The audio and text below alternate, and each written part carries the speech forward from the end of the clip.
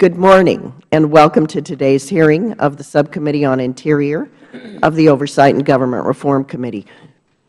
Our purpose today is to examine the Department of Energy's management of the U.S. excess uranium inventories. This is uranium of varying grades owned by the Federal Government that has been declared surplus to the national security needs of the United States. This uranium has significant value.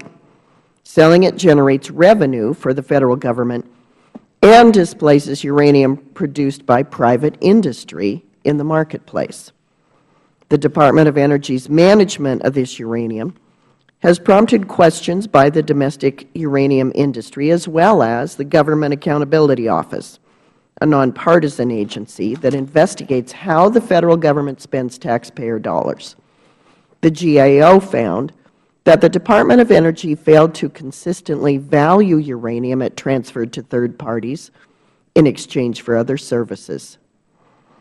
The GAO found that other transfers violated the miscellaneous receipts statute, which requires government officials who receive money on the government's behalf to deposit those funds with the Treasury except where otherwise provided by law. By not depositing an amount equal to the value of the uranium into the Treasury, DOE has inappropriately circumvented the power of the purse granted to Congress under the Constitution. Further, the GAO found that the Department of Energy's studies to assess the market impact of proposed uranium transfers as required by the USEC Privatization Act of 1996 failed to show quality assurance guidance to provide detail about the data, methodology, and assumptions made in studies, and it had other shortcomings. So this raised questions about the validity of the conclusion that the proposed transfers would have no adverse material impact on domestic uranium industries. The domestic uranium industry plays an important role in ensuring America is not completely dependent on foreign sources of energy, particularly in the area of uranium, where we actually import about 90% of the uranium that we use here. Completely unnecessary to do so. While I note that the DOE is in the process of revising its procedures to determine the market impact of proposed transfers of excess uranium, it is important to discuss previous problems to ensure they are not repeated.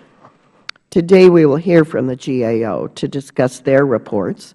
We will also hear from the Department of Energy to learn more about their management of excess uranium and their response to the GAO.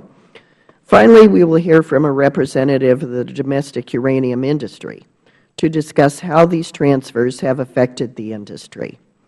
A representative of the Fluor B&W Portsmouth, who is the DOE contractor for cleanup at the Portsmouth Gaseous Diffusion Plant in Piketon, Ohio, was invited to the hearing to discuss the importance of the cleanup that some of the transfers have funded but was unable to attend. I look forward to hearing the panel discuss ways that the excess uranium management can be improved to eliminate legal concerns and ensure the best value for the taxpayer while not disrupting the domestic uranium industry, and continue to meet DOE's obligation to clean up its legacy sites.